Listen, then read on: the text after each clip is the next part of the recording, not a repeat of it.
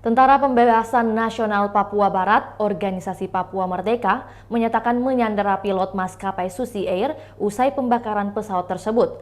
Pesawat Susi Air dibakar di Bandara Paro, Nduga, Papua Pegunungan, Selasa 7 Februari 2023 pagi.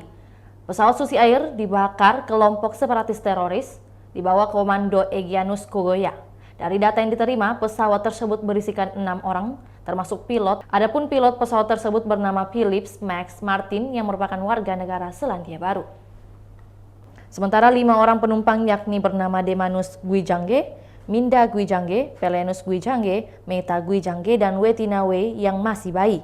Susi Pujiastuti mengonfirmasi bahwa pesawat tersebut lepas landas dari Bandara Moses Kilangin, Kabupaten Mimika, Papua Tengah pada pukul 5.33 waktu Indonesia Timur dengan seorang pilot dan 6 penumpang.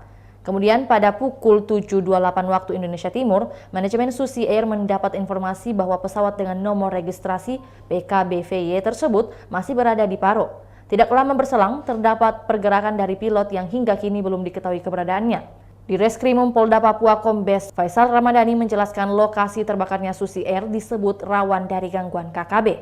Ia mengatakan di lokasi tersebut belum ada pos keamanan TNI dan Polri. Menurut Faisal, saat ini distrik Paro menjadi markas dari KKB pimpinan Egyanus Kogoya yang sudah berhasil dipukul mundur dari distrik Kenyam.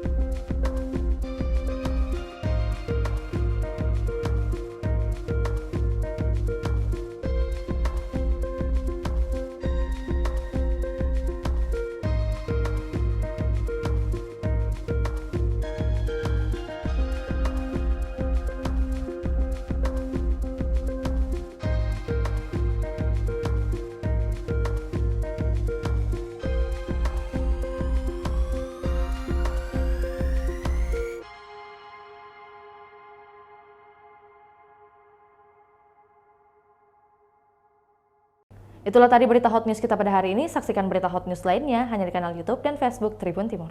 Terima kasih sudah nonton. Jangan lupa like, subscribe, dan share ya.